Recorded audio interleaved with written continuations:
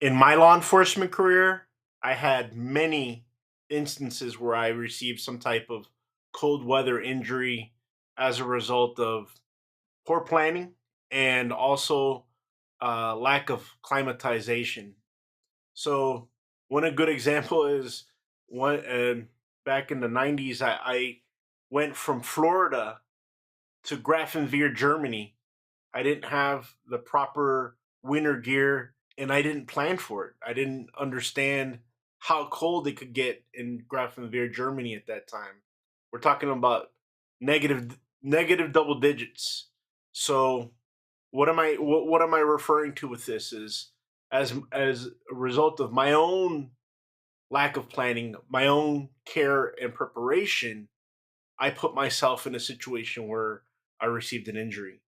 As leaders, we're responsible to make sure our team members are prepared for the climate and have the proper equipment available to them in order to perform the functions in their work. If you happen to be on a team and you're going to some other place in this world where the climate is not the same as where you have been for a good period of time, you need to understand that your body needs time to climatize. You can't just jump from one place to the other and be 100% in the new location.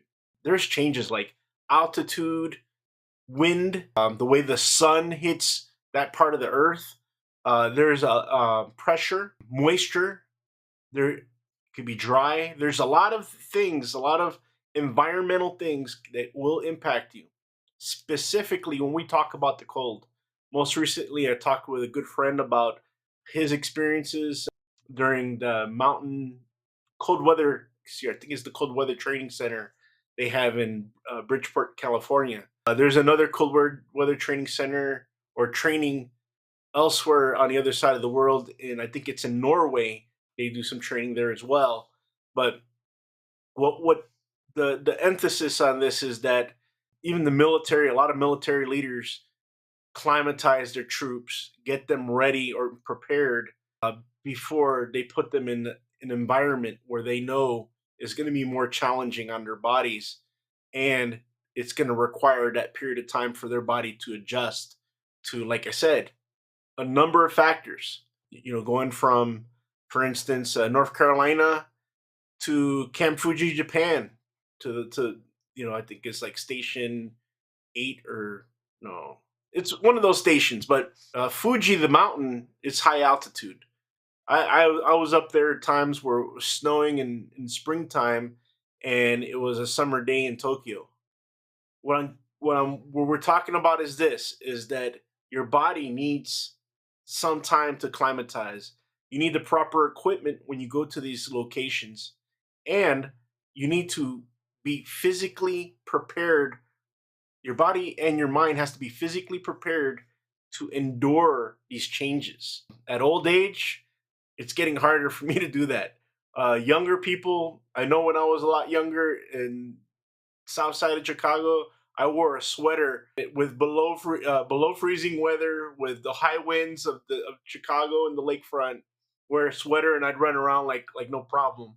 I did that now, I'd probably be in the hospital because I do believe that your youth is some of the resilience your body may have and resistance towards succumbing to some of these injuries, or it's just the fact that you're able to recover a lot quicker. So this is a component of several other videos that I put together for everybody to really think about the factors of cold weather. And I want to add one more thing. Think about what you put on your feet and what you put on your head. Those are usually the big ones.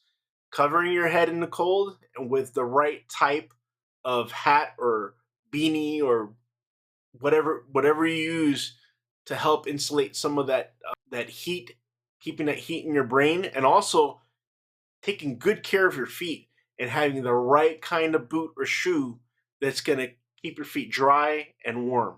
Talk with you guys soon. Thank you for listening.